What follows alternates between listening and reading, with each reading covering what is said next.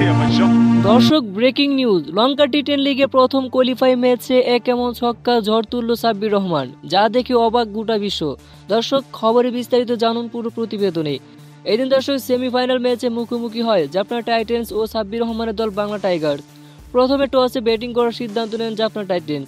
আগে ব্যাটিং করে তারা নির্ধারিত 10 ওভারে 124 রানের লড়াকু টার্গেট ছুড়ে দেয় সাব্বিরদেরকে।